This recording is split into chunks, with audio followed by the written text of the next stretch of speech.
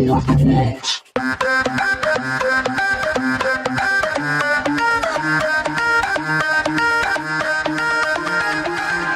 War of the Worlds. 2. The Falling Star. Then came the night of the first falling star. It was seen early in the morning, rushing over Winchester, eastward. A line of flame high in the atmosphere. Hundreds must have seen it, and taken it for an ordinary falling star. Albin described it as leaving a greenish streak behind it that glowed for some seconds. Denning, our greatest authority on meteorites, stated that the height of its first appearance was about 90 or 100 miles. It seemed to him that it fell to Earth about 100 miles east of him. Okay, so with this one we've got the end of last chapter was a sort of sense of security, a false sense of security, as it all seemed so safe and tranquil at the end of chapter 1. We then go into chapter 2, The Falling Star, the title of which sounds quite doesn't sound quite as threatening as the reality is. It sounds like something cosmic. It's like a star. So almost romantic, which of course it isn't. And then, even the way it's described, then came the night of the first falling star. Now, there's a pre-modifier there, an adjective, the word first, which is really, really important, because what that does is it tells us that there were more to come. And so if this extract comes up in the exam, I would be wanting to look at that the use of that word there, first falling star. And I would refer to that as a pre-modifier, because a pre-modifier modifies or changes the meaning of the word after it. So it changes the meaning of the falling star because we understand that there were more falling stars to come, and that creates a sense of tension and fear. It was seen early in the morning, rushing over Winchester eastward, a line of flame high in the atmosphere. Hundreds must have seen it and taken it for an ordinary falling star, like a shooting star. Albin described it as leaving a greenish streak behind it that glowed for some seconds. Now he's using real names here, proper nouns, Albin, and we get this Denning, which refers to William Denning, who was a real-life authority on meteorites. So by including real people's names, again, it's adding to that sense of authenticity, which would frighten the readers, because maybe they too would have heard of William Denning and his expertise on meteorites. The height of its first appearance was about 90 or 100 miles. It seemed to him that it fell to Earth about 100 miles east of him. So we're in the past tense. Then came the night of the first falling star. This is still in the same tense as the first chapter. It's looking back to events that have already happened, which makes it seem like it's more realistic, it's more credible, because he's writing this describing all these things that he witnessed those years ago when he writes this. I was at home that hour, and writing in my study. And although my French windows faced towards Ottershaw, and the blind was up, for I loved in those days to look up at the night sky, I saw nothing.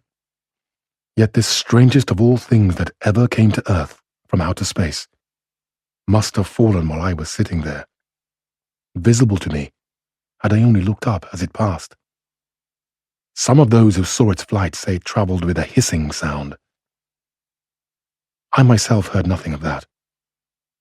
Many people in Berkshire, Surrey, and Middlesex must have seen the fall of it, and, at most, have thought that another meteorite had descended. No one seems to have troubled to look for the fallen mass that night. So here you've got this sense that last sentence, no one seems to have troubled to look for the fallen mass that night.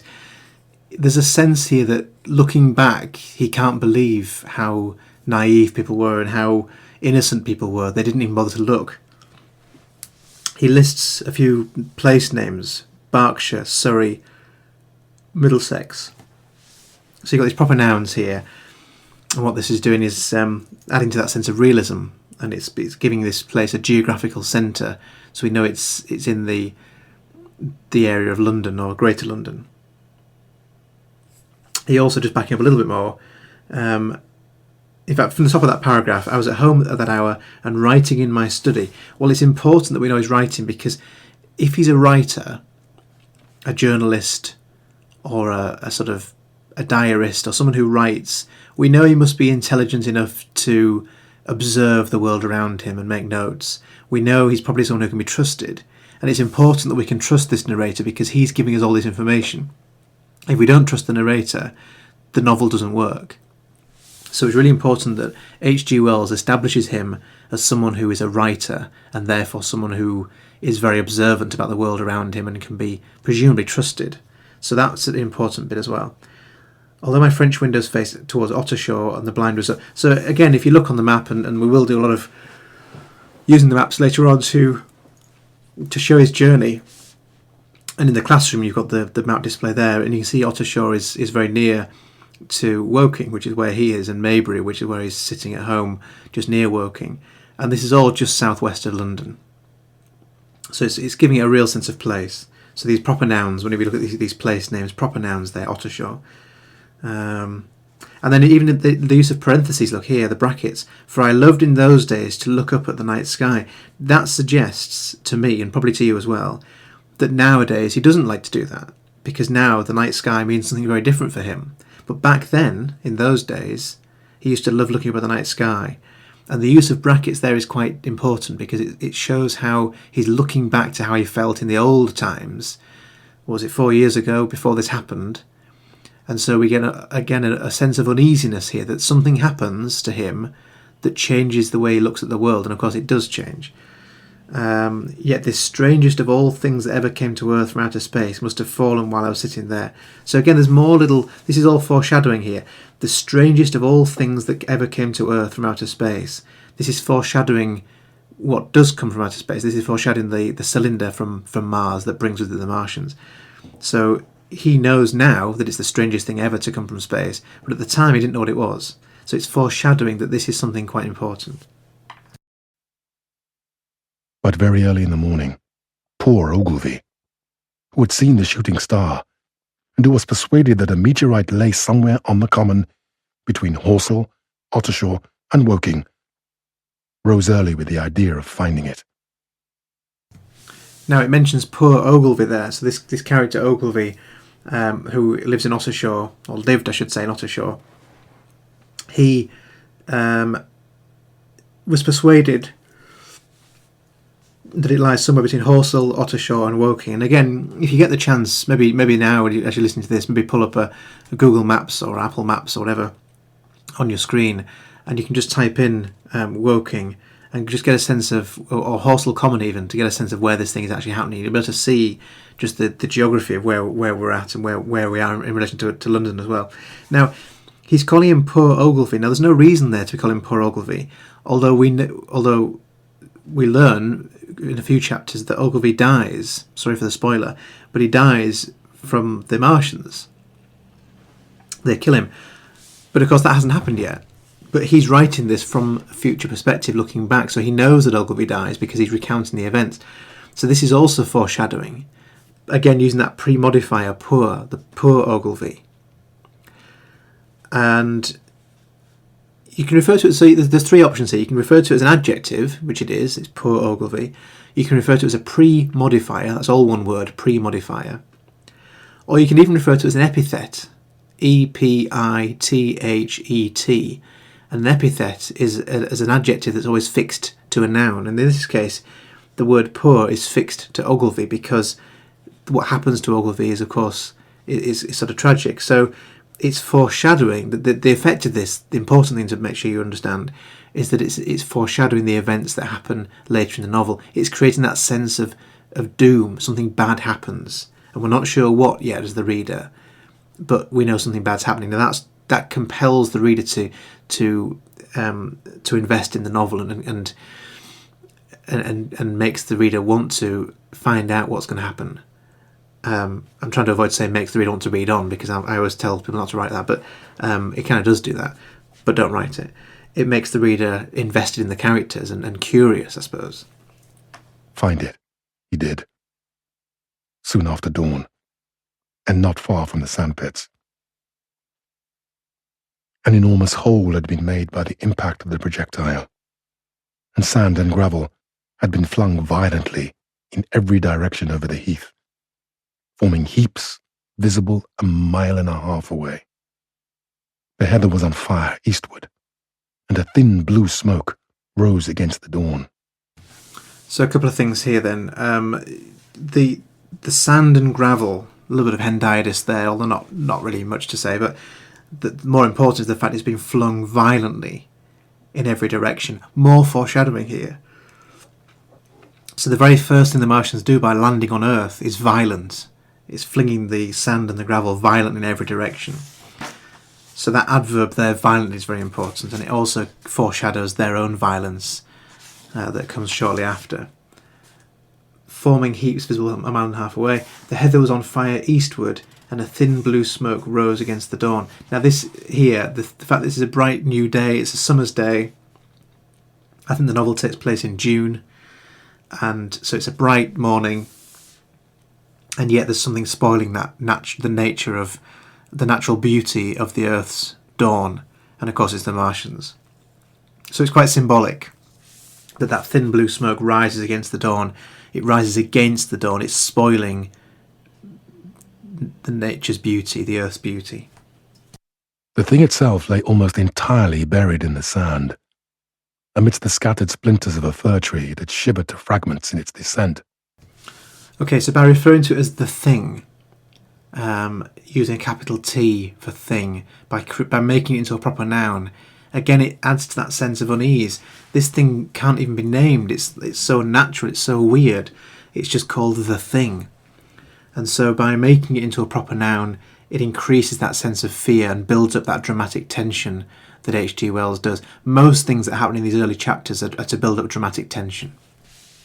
The uncovered part had the appearance of a huge cylinder, caked over, and its outline softened by a thick, scaly, dun-coloured incrustation. So there's elements here of sort of zoomorphic description here. It's got this scaly incrustation. Now, scaly sort of suggests like this, a scaly skin of a reptile, doesn't it? So you've got, again, that pre-modifier there, the thick, scaly, dun-coloured incrustation.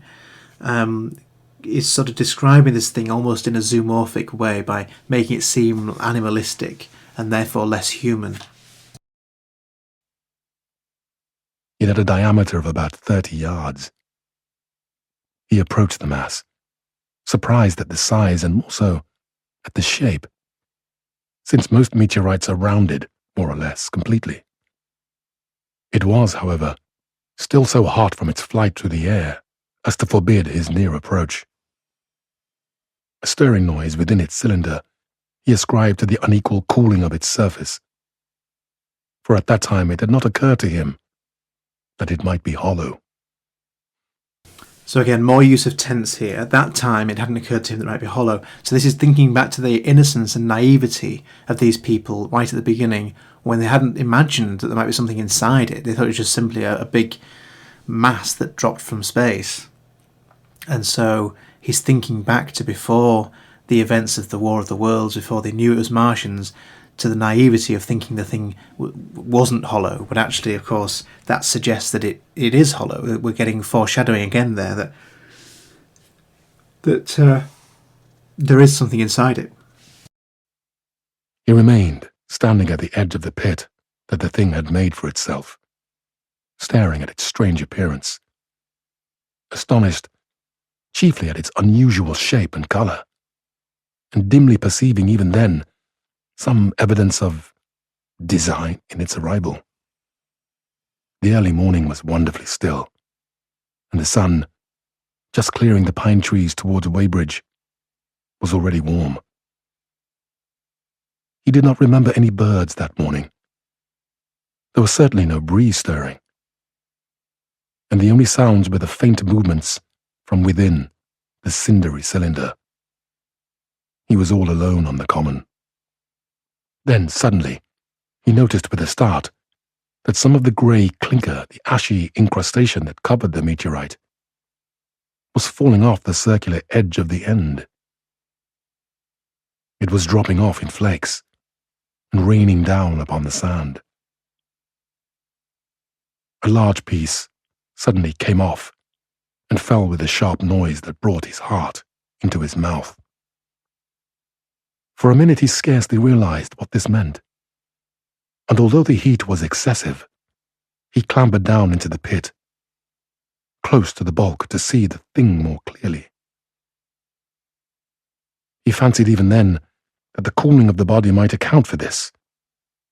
But what disturbed that idea was the fact that the ash was falling only from the end of the cylinder.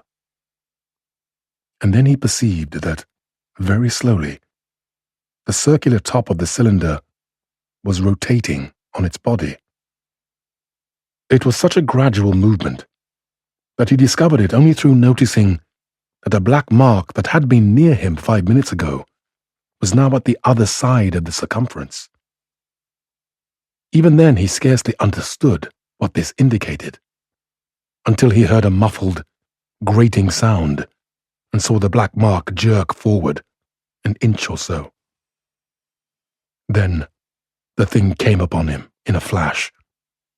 The cylinder was artificial, hollow, with an end that screwed out.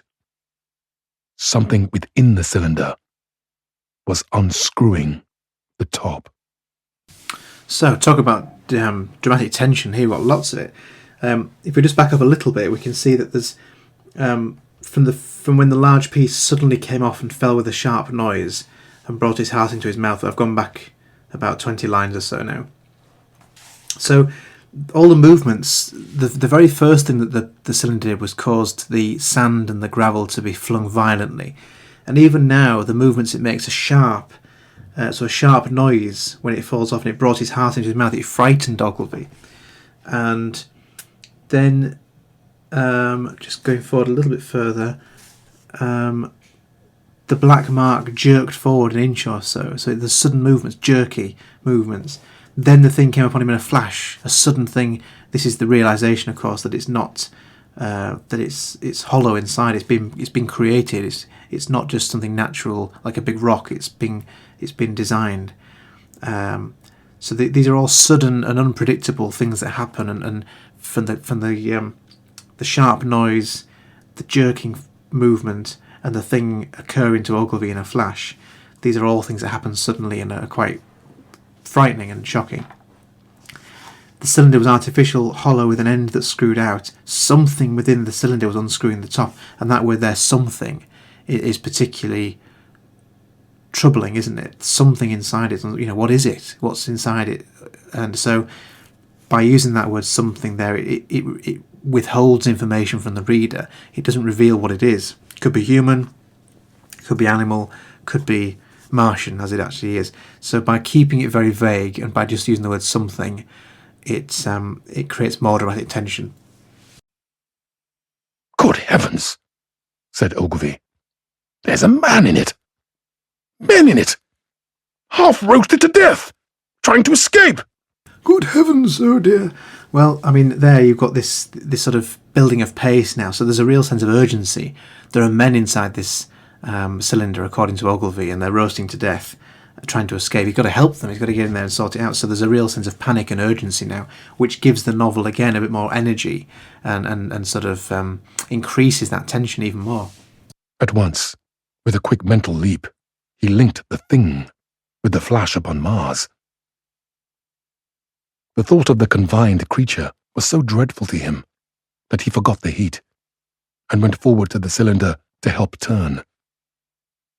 But luckily the dull radiation arrested him before he could burn his hands on the still glowing metal. At that he stood irresolute for a moment, then turned, scrambled out of the pit, and set off running wildly into Woking. The time must have been somewhere about 6 o'clock. He met a wagoner and tried to make him understand, but the tale he told and his appearance was so wild, his hat had fallen off in the pit, that the man simply drove on. He was equally unsuccessful with the potman, who was just unlocking the doors of the public house by Horsell Bridge. The fellow thought he was a lunatic at large, and made an unsuccessful attempt to shut him in the tap room. That sobered him a little, and when he saw Henderson, the London journalist, in his garden, he called over the palings and made himself understood. "Henderson!" he called. "You saw that shooting star last night?" "Well?" said Henderson. It's out on Horsell Common now! Good Lord, said Henderson. Fallen meteorite? Well, that's good. But it's something more than a meteorite. It's a cylinder. An artificial cylinder, man. And there's something inside it. Henderson stood up, with his spade in his hand. What's that? He said. He was deaf in one ear. Ogilvy told him all that he had seen. Henderson was a minute or so taking it in. Then he dropped his spade, snatched up his jacket, and came out into the road. The two men hurried back at once to the common, and found the cylinder still lying in the same position. By now the sounds inside had ceased, and a thin circle of bright metal showed between the top and the body of the cylinder. Air was either entering or escaping at the rim with a thin, sizzling sound. So just a couple of points here then. The fact we bring in another character here called Henderson, interesting and important that he is a journalist. So he again is someone who reports the facts, he's someone who gets the news out there.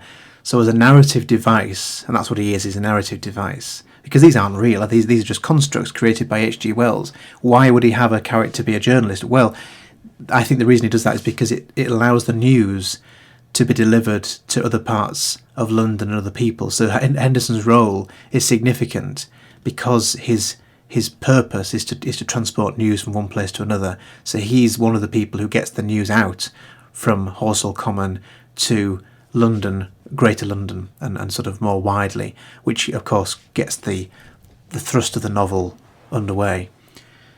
We then get back to the cylinder and we've got this sizzling sound, a thin sizzling sound. So we're using the sensory imagery here of sound description, just as you did yourselves in the descriptive writing coursework and in the narrative writing coursework, you were using sensory imagery. And here H.G. Wells is doing exactly the same thing. He does this to immerse the reader into the world of Horsell Common and the Martian and the cylinder. So we can almost hear this sizzling sound. Now, it doesn't sound good. If something's sizzling, it suggests it's very hot or it's dangerous, like a snake might be hissing or something, an animal in a corner being aggressive might be sizzling, or well, not sizzling, unless it's on an oven, on a hob being cooked. But it's probably making a hissing noise because it's frightened or about to attack. So there's something quite dangerous about this, which again increases that sense of dramatic tension. They listened, rapped on the scaly burnt metal with a stick, and, meeting with no response, they concluded that the man or men inside must be insensible or dead. Of course, the two were quite unable to do anything. They shouted consolation and promises and went off, back to the town again to get help. One can imagine them, covered with sand, excited and disordered, running up the little street in the bright sunlight, just as the shop folks were taking down their shutters and people were opening their bedroom windows. Henderson went into the railway station at once in order to telegraph the news to London. The newspaper articles had prepared men's minds for the reception of the idea. By 8 o'clock, a number of boys and unemployed men had already started for the common to see the dead men from Mars. That was the form the story took. I heard it first from my newspaper boy, about 9:15, and then went out to get my daily chronicle. I was naturally startled, and lost no time in going out and across the Ottershaw Bridge to the sandpits. Okay, so here we have as I mentioned before, Henderson getting the news out there, and this then forms the basis of the understanding of what this thing is. The newspapers are calling it Dead Men from Mars. Now, you remember last chapter we ended with a false sense of security. We've got the same thing here, because if they're dead men from Mars, then there's no threat. So we feel like maybe it'll be fine. Of course, it isn't fine, but we're lulled into this false sense of security. So what H.G. Wells does all the time is build up this tension, and more tension, more and more things that cause fear, and then sort of turns it down again by the end of the chapter to make us think, okay, they've stopped rattling, they've stopped scraping and turning the cylinder, they must be dead, it's all over. But of course, we know as intelligent readers that in chapter 2, it's not all over, there's a whole book to go. And so there is still that sense that this is not quite all as it seems, it's not quite as safe as it seems. And that's it for chapter 2. It's just a short one, and then chapter 3 is even shorter. So I'll see you again for chapter 3 next time. Bye for now.